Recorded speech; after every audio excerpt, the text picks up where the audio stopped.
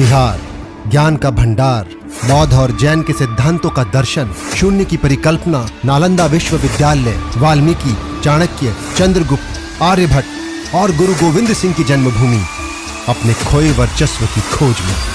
क्यों और कैसे? बिहार का नाम सुनते ही मेरे माइंड में बहुत सारी पॉपुलेशन आती है। सबसे बड़ी बात है कि वो थोड़ा बेरोजगारी ज़्यादा है। जहाँ बिहारियों का वो आता है, ये होता है फियर एक आ जाता है। बिहार के बारे में गरीबी है, पिछड़ा राज्य है। बिहार सुनते ही इट्स लाइक कि कुछ नहीं हो सकता है। सब कुछ हो सकता है, हर परिवर्तन संभव है। आवश्यकता केवल निस्वार्थ भाव से अपने पूर्वजों की बृहत दृष्टि को धारण करते हुए सकारात्मक और सामूहिक योगदान की है। हमारा उद्देश्य बिहार के उज्जवलतम भविष्य का निर्माण है, जो पूर्णतः संभव है। आज हम ऐसा मानते हैं, कल आप मानेंगे और एक दिन पूरा बिहार, पूरा देश ये मानेगा।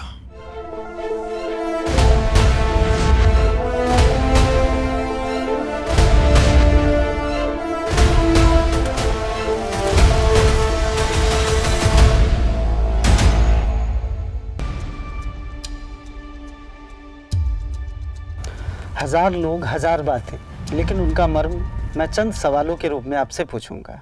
Let's inspire Bihar. क्या प्रेरणा देना चाहते हैं बिहार को? मैं तो बिहार को अतीत के उस सोए हुए सिंह की तरह देखता हूँ, जो शायद अपने सामर्थ्य को भूल सा गया। जिस दिन बिहार जाग गया, मैं तो मानता हूँ इसमें क्षमता है। पूरे भारत की दशा दिशा तो बदलेगा ही, विश्व को बदलने का भी सामर्थ्य रखता है, क्योंकि अतीत में उसने ऐसा किया है। ऐसे गुण उसमें दिखे हैं। कल्पना कीजिए उस समय की, जब आज की तरह रोड्स नहीं थे, टेक्नोलॉजी नहीं थी, सूचना के तंत्र नहीं थे, लेकिन बिहार की क्षमता क्या थी? हम तो व्यक्ति को व्यक्ति से जोड़ना जानते थे, इस रूप में जोड़ना जानते थे कि अखंड भारत के साम्राज्य का निर्माण हो गया।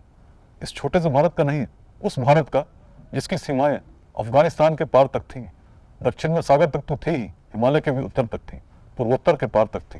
केंद्र बिहार था। भारत की राजधानी कहीं हो सकती थी उस अखंड भारत की, लेकिन बिहार यदि हुई, चूंकि हमारे पूर्वजों की सोच अलग थी। वेदों की भूमि पश्चिमोत्तर भारत रही, लेकिन वेदांत का जन्म कहाँ हुआ, जो ज्ञान का उत्कर्ष माना गया? जातियां तब भी थी, लेकिन हमारी सोच जातिवाद से परे हो चुकी थी।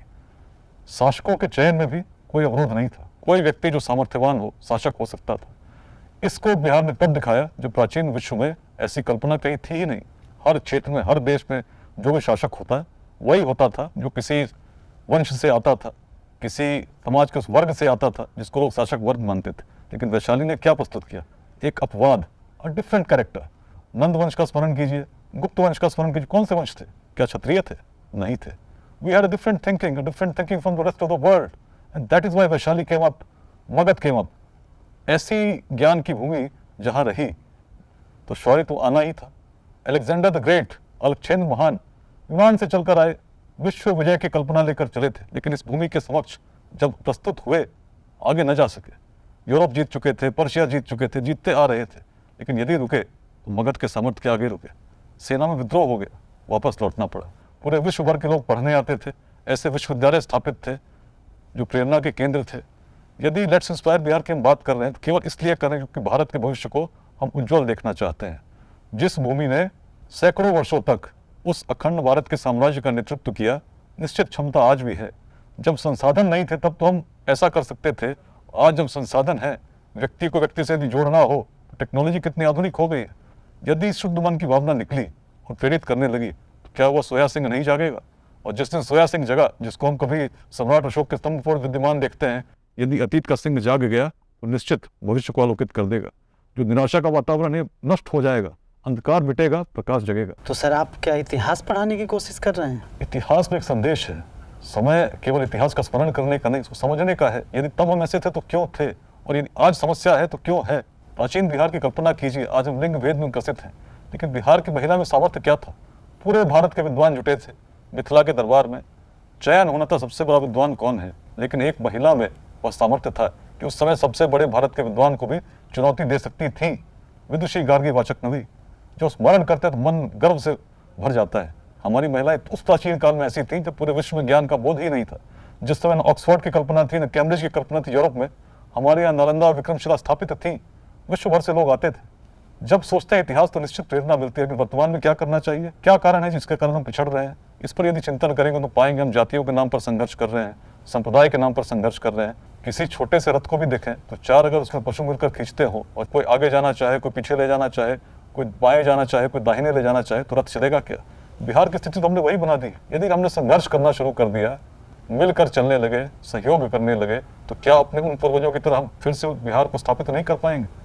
निश्चित कर पाएंगे, सोचने की जरूरत है। बेसिकली आप दिशा दिखाना चाहते हैं। दिशा तो बिहार की पग पग भूमि में विद्यमान है, जो सदैव प्रेरित करती है, सही मार्गदर्शन के लिए सदैव तत्पर है, सही मार्ग बताएगी। मैं तो केवल उस संदेश को ग्रहण करना चाहता हूँ, उस व्यथा को दूर करना चाहता हूँ, कुछ कम करना चाहता हूँ, जिसे हर बिहारवासी ने अपने जीवन में कभी न कभी अवश्य अनुभव किया है। मैंने भी किया था, एक विद्यार्थी के रूप में तब किया था जब पिताजी की पोस्टिंग पहली बार बिहार के बाहर हुई और साथ पढ़ने वाले विद्यार्थियों ने बिहारी बोलकर अपमानित करने का प्रयास किया। बड़ा व्यथित हुआ। जिस शब्द को सम्मान का प्रतीक होना चाहिए, भला वह अपमान का सूचक कैसे हो गया? व्यथित हुआ, चिंतित हुआ, लेकिन तब मन ने कहा इस व्यथा की अवस्था से बाहर निकलना होगा, तभी तो भविष्य की संभावनाएं दिखेंगी। जिसका इतिहास ऐसा रहा हो, जिसकी विरासत ऐसी रही हो, निश्चित यदि उसने प्रयास किया तो भविष्य भी उज्जवल होगा।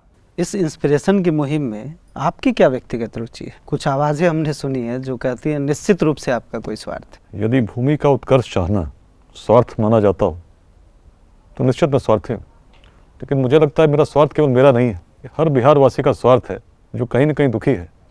जब स्मरण करता हूँ, ऐसी भूमि थी जहाँ केवल 1000 वर्ष पहले पूरे तिब्बत के लोगों ने सोना दान दिया था केवल एक आचार्य को आमंत्रित करने के लिए। सोचिए क्या ज्ञान का स्तर रहा होगा। और उस भूमि के बच्चे आज न केवल अध्ययन के लिए, कोचिंग तक के लिए बिहार के बाहर जाना चाहते हैं। इतना परिवर्तन कैसे हो गया? उस भूमि की बात करते हैं, उसका स्मरण करते हैं जब ऐसी उद्यमिता थी कि जहाँ भगवान बुद्ध की सभाएं होती, श्रेष्ठी उस जमीन को सोने के सिक्के बिछाकर खरीदना चाहते थे। तभी तो इतिहासकारों ने सोने की चिड़िया के रूप में वर्णित किया उस भूमि की, जिससे इतने प्रेरित वियतनाम वासी हुए। अपने देश का नाम उन लोगों ने चंपा रख दिया। 1500 वर्षों तक चंपा के रूप से वियतनाम जाना गया। उस बिहार में जब छोटे से रोजगार के लिए भी व्यक्ति के मन में बाहर जाने का भाव जगे, चूंकि अवसर अच्छे हैं, तो क्या पीड़ा नहीं होती है? पिछले दिनों लॉकडाउन के समय जो दृश्य देखने को मिले, दूर दूर से लंबी यात्रा करके बिहार के लोग बिहार की ओर आ रहे थे परिवारों के साथ, कितना कष्ट झेला था। आपको पीड़ा नहीं हुई थी? क्या स्वार्थ है ये? जी सर, मुझे भी हुई थी बहुत पीड़ा। नहीं तो फिर यही, इसमें स्वार्थ कैसा? हम तो उस परिवर्तन को देखना चाहते हैं कि अपने जीवन काल में उस बिहार को देखें जहाँ शिक्षा के लिए, रोजगार के लिए किसी को बाहर जाने की आवश्यकता न हो, ऐसे शिक्षण संस्थान हो, ऐसे रोजगार के साधन उपलब्ध हो, ऐसे उद्योग हो, ऐसी उद्यमिता हो। ऐसा स्वप्न देखना यदि स्वार्थ है तो मैं स्वार्थी हूँ। बहुत सारी राजनीतिक पार्टियां अपनी ABC टीम बना रही हैं। आप किस टीम का संचालन कर रहे हैं, या फिर डायरेक्ट आप CM ही बनना चाहते हैं? Excuse me, sir. There is a guest who wants to join. Can we allow him? Sure. दखलंदाजी के लिए माफी चाहूंगा। सागर जी, आप ऐसे प्रश्न नहीं पूछ सकते। आपको पता भी आप किससे बात कर रहे हैं? पूछ मैं जरूर रहा हूँ, लेकिन ये मेरे व्यक्तिगत सवाल तो नहीं है ना सर। लग तो व्यक्तिगत ही रहे हैं। एक आदमी इतना अच्छा काम कर रहा है, अगर उसका सपोर्ट नहीं कर सकता तो कम से कम टांग तो मत खींचिए। सूट बूट पहन के जेंटलमैन बन के स्टूडियो में बैठ तो गए हैं, लेकिन मान मर्यादा की पोटली कहाँ फेंक के आए हैं? गंगा जी में या दया जी में? आप बताइए, आपको किस पॉलिटिकल पार्टी ने भेजा इस मूवमेंट को डिस्टर्ब करने के लिए? क्या नाटक लगा रखा है आपने? नाटक हम कर रहे हैं? हैं? आपको क्या लग रहा है कि हम किसी राजनीतिक पार्टी से हैं? हमें दर्द नहीं है इस बात का। दर्द होता है, चीजों को ऐसे खराब नहीं कर रहे होते। मतलब ये सब गड़बड़ कर रहे हैं? और क्या, ये नाटक नौटंकी क्यों लगा रखा? गड़बड़ करने के लिए तो कर रहे हैं। छोड़िए, इसका मतलब ये बेकार ही हम सब कुछ कर रहे हैं ना। छोड़िए छोड़िए, हमको अब हमें कुछ नहीं करना है। छोड़िए, माइक हटाइए। आप तो छोड़ दीजिए, इसी में सबका भला है। बहुत हो गया सर, बहुत हो गया। छोड़िए, हम ये नहीं करेंगे sir. Please relax. Sorry, sir. सवाल पूछने दीजिए। बड़ा अभियान है, बिहार बदलने का स्वप्न है, सवाल तो होंगे ही।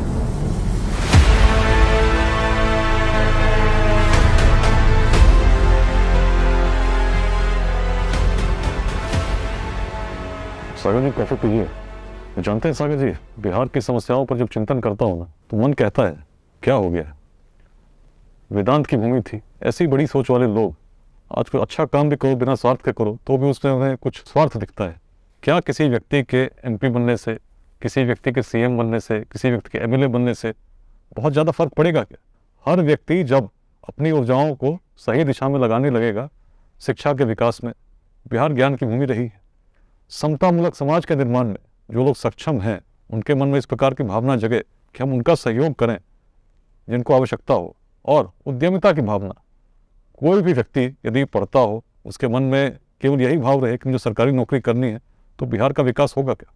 और इस परंपरा को परिवर्तित करना होगा। जो हमारे स्थापित उद्योगपति हैं, जिन्होंने उद्योग लगाए हैं, वे यदि आज के युवाओं का मार्गदर्शन करें, लेट्स इंस्पायर में यही तो हम कर रहे हैं, एक ऐसे नेटवर्क को क्रिएट करने का कोशिश कर रहे हैं। क्योंकि मेरा मानना बड़ा स्पष्ट है, समाज को नुकसान दुर्जनों के दुष्कृत्यों से उतना नहीं होता जितना सज्जनों की निष्क्रियता से होता है।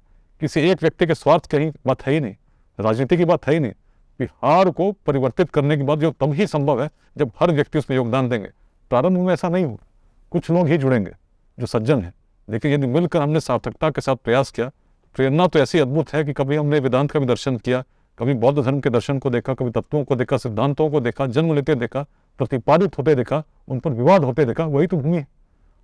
फिर भूल जा रहे हैं कि उन्हीं यशस्वी पूर्वजों के वंशज हैं। डीएनए तो वही होगा ना कहीं ना कहीं। और हमने तो उस यज्ञ की बात की है जिसमें हर व्यक्ति यदि आंशिक रूप से निस्वार्थ भाव से कुछ आहुति देने लगेगा, जो संपूर्ण बिहार ही नहीं, राष्ट्र ही नहीं, पूरे विश्व का भविष्य बदल सकती है। बड़ी बात है। केवल ये बात नहीं है कि पॉलिटिकल पार्टी की बात करें, सीएम की बात करें, बिहार बदलने की बात है, भविष्य बदलने की बात है। Really appreciate sir.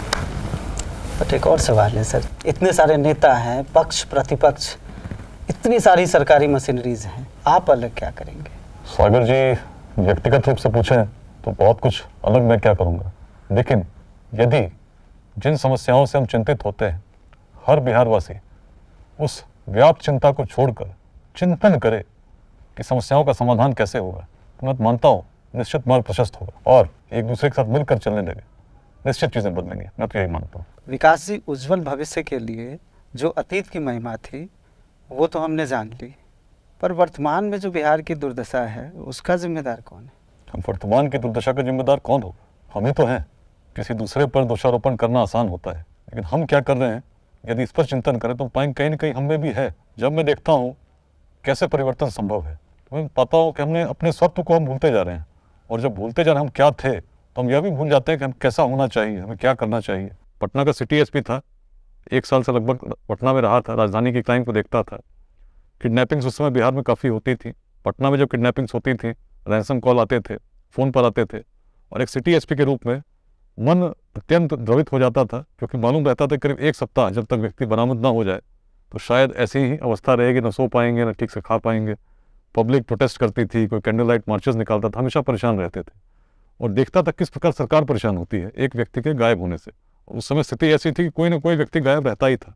तो आप इमेजिन कर सकते हैं एक सिटी एसपी के रूप में कितना टेंशन में मैं रहता हूँगा। अचानक एक रात पोस्टिंग हुई बगहा एसपी के रूप में, और जब मैं पहुँचा तो बगहा का मैंने ज़्यादा नाम सुना भी नहीं था, केवल जानता था एक जगह है जो बिहार के उत्तर में स्थित है। लेकिन जब वहाँ पहुँचे तो इनिशियली तो चीज़ों को समझने लगा, कंट्रोल करने लगा। लॉ एंड ऑर्डर प्रॉब्लम्स जो थी जब नियंत्रित हुई कुछ समय के बाद, तो वो 1 हफ्ता बीता होगा, 2 लोग किडनैप हो गए। पटना से आया था बड़ा परेशान। जैसे मैंने पुलिस हेडक्वार्टर को फ़ोन किया तो मुझे लगा बड़ी अजीब सी प्रतिक्रिया मिलेगी, अरे वहाँ भी किडनैपिंग होगी, लोग परेशान होंगे, विचलित हो जाएंगे। लेकिन इसकी कोई प्रतिक्रिया हुई ही नहीं। उन्होंने कहा भाई बगहा में गए हो, ये पटना नहीं है, और बगहा में बहुत समय से ऐसे ही चलता आ रहा है, आप भी सीख जाओगे। पटना में तो फ़ोन पे रैंसम मांगा जाता था, बगहा में कोई व्यक्ति बाकायदा लेकर आता था चिट्ठी, उसमें लिखी रहती थी क्या चीज़ें देनी है, कितनी राशि देनी है, कितना अनाज देना है, कितने देसी बोतल देनी है, कितने अंग्रेजी देनी है गैंग के हिसाब से, और यहाँ तक कि चांद मार्का की लुंगी कितनी देनी ये भी उसमें लिखा रहता था। और सबसे नीचे जय माँ दुर्गे, बिहार सरकार और गैंग का नाम, और उसके नीचे एक नोट भी रहता था। इंस्टॉलमेंट में पेमेंट की भी सुविधा है। अब कल्पना कीजिए किस प्रकार से एक समानांतर व्यवस्था चल रही थी डकैतों की, जिसमें पूरी अर्थव्यवस्था पर हावी थे, व्यक्तियों के मूवमेंट पर हावी थे। कोई व्यक्ति स्वतंत्रता के साथ उस जगह विचरण नहीं कर सकता। और लोग दलील क्या देते थे, महर्षि वाल्मीकि के समय से चल रहा है। अब स्मरण कीजिए महर्षि वाल्मीकि क्या थे, ऐसी दलील देते थे। वही तो कभी रत्नाकर थे, और रत्नाकर जब उस समय अपराध चल रहा था, तो आज यदि चंपारण में उस प्रकार का अपराध है तो कौन बदलेगा। और इस भावना को और व्यक्ति भी मान चुका था, विवश था कि ऐसा ही चलता रहे। हर वर्ष 70, 100, 50 किडनैपिंग्स रजिस्टर होती थी, और बाकी तो रजिस्टर होती भी नहीं थी। कुछ आवश्यकता गैंग को पड़ी तो ले आए। चिंतन जब मैंने किया तो मैंने पाया कि अर्थव्यवस्था को पहले रोकना होगा। रेट चले, लेकिन साथ में दियारे में करीब 320 एकड़ खेत पर गन्ने की खेती होती थी, जिसको पुलिस ने अपने कब्जे में लिया, कैंप स्थापित किए और मजदूरों को बुलाकर कटवाया। राशि सरकारी खजाने में जमा कराई। और आप जानते हैं वर्ष 2006-7 में 20 लाख से अधिक की राशि सरकारी खजाने में जमा हुई। अनेक प्रकार के ऐसे रेड्स हुए जिसमें जो अर्थव्यवस्था उनकी थी प्रभावित हुई, बैकबोन टूटा। लेकिन परिवर्तन इससे भी नहीं होना था। परिवर्तन जानते हैं कैसे हुआ? गोली से नहीं हुआ, बोली से हुआ। और बोली कहाँ थी? मन की बात थी, जो हमने डकैतों के परिवारों से की। तो सबसे बड़े दुर्दांत अपराधी उस समय जो बिहार के थे, 135 मुकदमे थे, उनके द्वारा भी समर्पण कर दिया गया। और कुल केवल 1 वर्ष में 26 बड़े डकैतों ने सरेंडर किया। और जो संख्या 50, 60, 70 थी, वर्ष 2008 में शून्य पर आ गई थी। उस शून्य पर जिसकी खोज कभी बिहार में की गई थी। उसके बाद पोस्टिंग रोहतास हुई। रोहतास की स्थिति और विकट थी। भौगोलिक परिस्थिति ऐसी विकट, हजारों स्क्वायर किलोमीटर का जंगल पहाड़ी पर स्थित, और उस जंगल में एक प्राचीन किला, रोहतास का किला, जिस पर सारे पहाड़ पर रहने वाले आदिवासी गर्व करते थे और कहते थे हमारे पूर्वज इतने यशस्वी थे कि उन्होंने रोहतास किले जैसे कीर्तिमान को स्थापित किया 1500 फीट की ऊंचाई पर, जब संसाधन नहीं थे। तभी तो मुगलों ने भी जब आए उनके द्वारा उसकी प्रशंसा की गई। फरिश्ता ने कहा दुर्ग अभेद्य है। सम्राट, अफगान सम्राट शेर शाह सूरी, उनके द्वारा भी जब दुर्ग पर विजय प्राप्त की गई तो उसकी अनुकृति उन्होंने झेलम के किनारे क्यों बनाई? क्योंकि उसके बाद भारत के सम्राट बने। उस दुर्ग में इतनी शक्ति थी जिसकी प्रेरणा हर आदिवासी के मन में विद्यमान थी, अपना उद्गम स्थल मानते थे। लेकिन दुर्ग की स्थिति क्या थी? वर्षों से उग्रवादियों का कब्जा था। 15 अगस्त, 26 जनवरी काले झंडे लहराते थे। कोई सुध लेने वाला नहीं था उस प्राचीन विरासत का, जिसमें जो कभी पूर्वी भारत की राजधानी थी, जहाँ से कभी बंगाल, बिहार, उड़ीसा और बांग्लादेश शासित होता था मुगल काल तक। तब प्रारंभ में तो मैंने भी प्रयास किया कि पुलिस के दृष्टिकोण से क्षेत्र को समझूं। 3 बार पहाड़ी पर लंबा रास्ता, पहाड़ के ऊपर जाना था, कच्चा रास्ता, लैंडमाइंस लगे रहते थे। वर्ष 2006 में डीएसपी साहब भी शहीद हो गए थे विक्रमगंज में, पटना से केवल 1-1.5 घंटे की दूरी है। वर्ष 2000 अनेक पुलिसकर्मी मारे गए, 2 थानों पर हमला हुआ था।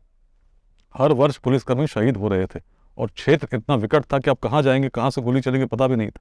लेकिन मन में संकल्प स्थापित था, परिवर्तन तो करना है, इस दुर्ग की परिस्थिति को बदलना है। और संदेश तो वही था, उन्हीं आदिवासियों में कहीं छुपा था। तो पहली बार जब परिवर्तन के लिए गए तो 3 बार तो बड़े सरप्राइज में चलते थे। रोड की स्थिति ऐसी थी जैसे चंद्रमा पर कभी क्रेटर साहब देखते हैं ना फोटो, वैसे रोड्स थे। और पहाड़ पर तो रोड कच्चे थे, लैंडमाइंस लगी रहती थी। रात में जाते, सुबह फर्स्ट लाइट में घूमते, निकल आते। लेकिन एक गांव शेष रह गया था। 3 सितंबर 2008 को जब वहां पहुंचे, गाड़ी जब आगे गई तो मैंने देखा एक संतरी खड़ा है और सेल्फ लोडिंग राइफल मेरी तरफ बिल्कुल 6 फीट की दूरी पर तनी हुई है। देख कर अचानक लगा एसपी तो मैं हूँ, भाई राइफल मेरे ऊपर तनी, यहाँ कहाँ से आ गई? लेकिन तभी ड्राइवर चिल्लाया कि माओवादी हैं, और तब लगा कि जो शत्रु हो तो सामने है, करें क्या? अचानक एक समझ सकते हैं कैसी व्यवस्था रही, वो कोई इधर भागा, कोई उधर कूदा, गोलियां चलने लगी। यदि उस संतरी ने गोली चला दी होती तो शायद आज हम लोग बैठकर लेट्स इंस्पायर बिहार बात नहीं कर रहे होते। लेकिन जब ईश्वर परिवर्तन चाहता है तो कोई निमित्त बनता है। शायद उस समय रोहतास में निमित्त नहीं था, उस परिवर्तन की आवश्यकता थी। बहुत सालों से वोट नहीं पड़े थे, लोगों ने मतदान नहीं दिया, तो लोग कहते थे उग्रवादियों का बहिष्कार हो जाता है। 10 मिनट तक गोलियां चली, लेकिन नतीजा क्या हुआ?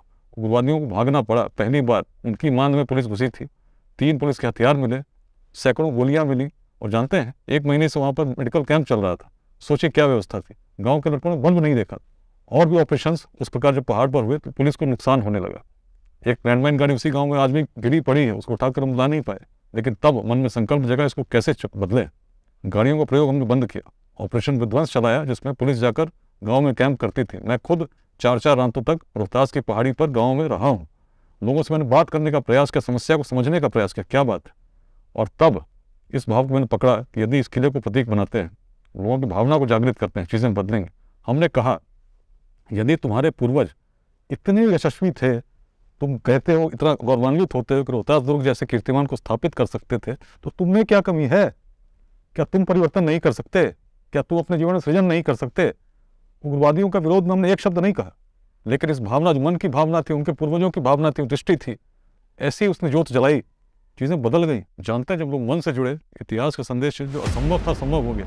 रोहतास दुर्ग पर 26 जनवरी 2009 में पहली बार तिरंगा शान से लहराया, परंपरा स्थापित है। और मतदान भी परसों बाद तब हुए जब केवल 3 बूथ पर चुनाव कराने के 3 भवनों पर 1600 जवान लगाने पर बीएसएफ की कंपनी पर पहले हमला किया गया। लेकिन किसी भी परिस्थिति में हम रुके नहीं, मन में संकल्प स्थापित हो। इसी तरह बिहार को यदि बदलना है तो मानना होगा कि परिवर्तन संभव है। और परिवर्तन इसलिए असंभव है क्योंकि दृष्टि तो वेदांत की है। वेदांत की दृष्टि क्या कहती है? ओम पूर्णमदः पूर्णमिदं पूर्णात् पूर्णमुदच्यते पूर्णस्य पूर्णमादाय पूर्णमेवावशिष्यते। जो पूर्ण था पूर्ण है, पुनः पूर्ण में विलीन हो जाता है। सोने को कितना भी काटोगे, छोटा सा जो कण होगा वो भी सोने का ही होगा ना, लोहे के गुण तो नहीं आ जाएंगे। हमारे अपने ऋषि ने कहा, इसी बिहार का ऋषि ने कहा, उसकी दृष्टि थी। क्यों थी? हम कहते हैं परमात्मा का अंश सभी आत्माओं में है, कहते हैं ना सागर जी, आपने भी सुना होगा। और जब कहते हैं और मानते हैं तो इसका मतलब क्या हुआ? परमात्मा की शक्ति क्या है? असीम। क्या परमात्मा की शक्ति को हम किलोग्राम में, किलोमीटर में परिभाषित कर सकते हैं? नहीं कर सकते ना। और यदि छोटा सा अंश भी हमारे अंदर विद्यमान है तो हमारी क्षमता क्या हुई? असीम।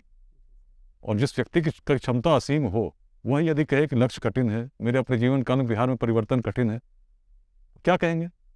स्वामी विवेकानंद क्या कहते थे कि जिस व्यक्ति में पूरे सृष्टि को संचालित करने की क्षमता हो, वह यदि किसी लक्ष्य को कठिन मांगे तो निश्चित उसने अपने आंखों पर पट्टियां बांध रखी हैं। स्वयं को कमजोर समझना सबसे बड़ा महापाप है। लेकिन जब इतने अद्भुत असीम सामर्थ्य के स्वामी पूरे बिहार में हर व्यक्ति में विद्यमान इस रूप में हम जानते हों और यदि जान गए तो सोचिए सम्मिलित बिहार की शक्ति क्या होगी। लेट्स इंस्पायर बिहार का संदेश क्या है? यही तो संदेश है, उसी वेदांत की दृष्टि है जो बताती है क्षमता तुम्हें आज भी वही है। प्रयास तो करो, कुछ योगदान तो करो, निश्चित चीज़ें बदलेंगी। और मैंने चीज़ों को बदलते देखा है, रोहतास में देखा है, बगहा में देखा, और आज भी विश्वास करता हूँ यदि उन भावों को हमने ग्रहण किया तो निश्चित पूरे राष्ट्र को गौरवान्वित कर देंगे और विश्व की दशा भी बदल देंगे। आज हम क्या नहीं कर सकते? यदि हम चाहते हैं दुर्दशा ना हो तो प्रयास तो कर सकते हैं। शिक्षा, समता, उद्यमिता, 3 मंत्र हैं लेट्स इंस्पायर बिहार के। शिक्षा के क्षेत्र में क्या कर सकते हैं? कोई व्यक्ति जो स्थापित हो, क्या अपने विद्यालय को कुछ योगदान नहीं कर सकता? क्या कुछ समय निकाल नहीं सकता? हो सकता है उसका एक लेक्चर जो 1 घंटे का हो, अनेक विद्यार्थियों को प्रेरित कर दे। यदि हम कहते रहें कि शिक्षक खराब हैं, विद्यार्थी खराब हैं, तो चीज़ें बदलेंगी क्या? कभी बदलेंगी क्या? नहीं बदलेंगे ना। लेकिन यदि हमने कुछ प्रयास किया, शिक्षक जैसे भी हों, यदि उनको हमने प्रशिक्षित करने का प्रयास किया, तो ऐसे अनेक लोग होंगे जो उस विद्यालय से निकले होंगे जिनमें सामर्थ्य है ऐसा करने का। तो हम तो एक आइडिया लेकर सोच रहे हैं, मेंटर या स्कूल, अपने विद्यालय से जुड़िए। जो प्रयास आप कर सकते हैं, फाइनेंशियली हेल्प कर सकते हैं, आप शिक्षा दान कर सकते हैं, और ये तो स्कूल की बात हुई। बाकी किसी भी लेवल पे यदि आप कुछ प्रयास कर सकते हैं जिसमें गरीब जो बच्चे हैं, जो प्रतिभाशाली हैं, उनको लाभान्वित आप कर सकें, तो आप ऐसे शिक्षादान की योजनाएं चलाएं। आप अगर इंस्टीट्यूट चलाते हैं तो कुछ बच्चों को निःशुल्क पढ़ा तो सकता ही है जिनको आवश्यकता है। इस प्रकार के प्रयास छोटे छोटे होंगे, बड़े स्तर पर होने लगेंगे, अनेक लोग करेंगे, चीज़ें निश्चित बदलेंगी। वैसे ही समतामूलक समाज का निर्माण केवल बोलने से, कहने से कि हम जातियों में विश्वास नहीं करते, संप्रदाय से ऊपर है, कभी नहीं होगा। लेकिन जो सक्षम है, यदि उनके द्वारा छोटे छोटे प्रयास किए जाने लगे, लेट्स इंस्पायर बिहार अभियान से जुड़े लोगों के द्वारा जो डॉक्टर्स जुड़े, पटना में अभी तक 77 फ्री मेडिकल कैंप्स लगे हैं, अलग अलग गाँव में जाकर लगे हैं, अलग अलग डिस्ट्रिक्ट्स में IMA के चैप्टर्स, लोकल डॉक्टर्स, हमने मिलकर निःशुल्क मेडिकल कैंप्स उन लोगों के लिए लगाई हैं जिनके लिए स्वास्थ्य की सुविधा सुलभ रूप में उपलब्ध नहीं है। ऐसे छोटे प्रयास, उनमें बड़े छोटे हैं, मेडिकल फैसिलिटी या सामाजिक प्रयास, वृक्षारोपण, बहुत सारे अलग अलग आयाम हो सकते हैं जिसमें योगदान कर सकते हैं। लेकिन मिलकर जब करेंगे उसका व्यापकता क्या होगी आप कल्पना कर सकते हैं। उद्यमिता, केवल बोलने से कि रोजगार चाहिए, नौकरी लगेगी, अपने आप तो आएगी नहीं। लेकिन यदि छोटे छोटे उद्योग लगाने के लिए हम लोगों ने प्रेरित कर दिया, जो लोग सॉफ्टवेयर इंडस्ट्री में हैं, बेंगलोर में बैठे हैं, बेंगलुरु से बिहार के सीतामढ़ी जिले में किसी युवक को जो स्टार्टअप लगाना चाहते हो, क्या प्रेरित नहीं कर सकते? जो बैंक में काम करते हैं, नाबार्ड में है, बड़े बैंक्स में है, क्या स्कीम्स है सरकार की, जो सरकारी नौकरी में है, क्या उन यूथ को नहीं बता सकते जो स्टार्टअप्स लगाना चाहते हो? यदि हमने इस तरह की नेटवर्किंग शुरू कर दी, बहुत सारी स्कीम्स है, गवर्नमेंट की बहुत सारी स्कीम्स लोग जानते ही नहीं, और जब जानेंगे नहीं तो उसका लाभ कैसे लेंगे? तो ऐसे ही प्रयास यदि हम मिलकर करने लगे, इस सोच के साथ करने लगे कि अपने जीवन काल में बिहार को बदलना है, निश्चित हम बदलेंगे और जो दुर्दशा है उसको हम मिटाएंगे। चलते चलते सर लास्ट में एक क्वेश्चन, लोग LIV से जुड़े या विकास वैभव जी से? क्योंकि मुझे ऐसा लगता है कि लोग LIV से कम IPS विकास वैभव जी से ज़्यादा जुड़ना चाहते हैं। देखिए सागर जी, मैं तो वेदांत की दृष्टि को लेकर चलता हूँ। व्यक्ति का जीवन क्षणिक है, व्यक्ति आते हैं, व्यक्ति जाते हैं, लेकिन राष्ट्र यहीं रहता है। तो मेरा तो मानना बहुत स्पष्ट है, जो कल्पना है राष्ट्र के भविष्य के परिवर्तन के लिए है, तो व्यक्ति को किसी व्यक्ति विशेष से जुड़ने की आवश्यकता नहीं है। अपने अंदर क्या परिवर्तन लाने की आवश्यकता, इस पर चिंतन करना चाहिए। और यदि जुड़ना है तो विकास से मत जुड़िए, लेट्स इंस्पायर बिहार से जुड़िए। मिलकर जुड़ते हैं, मिलकर प्रेरित करते हैं, कुछ योगदान करते हैं, ताकि अपने जीवन काल में एक उज्जवल भविष्य का निर्माण हम कर सकें। हाय सर, मैं सिनेमेटोग्राफर हूँ, मैं भी बिहार से। अच्छा, बिहार से हैं? मैं भी आपके साथ जुड़ना चाहता हूँ इस मुहिम के साथ। बिल्कुल जुड़िए, हर व्यक्ति के योगदान से तो बिहार महान बनेगा, है ना? Best wishes. Thank you sir.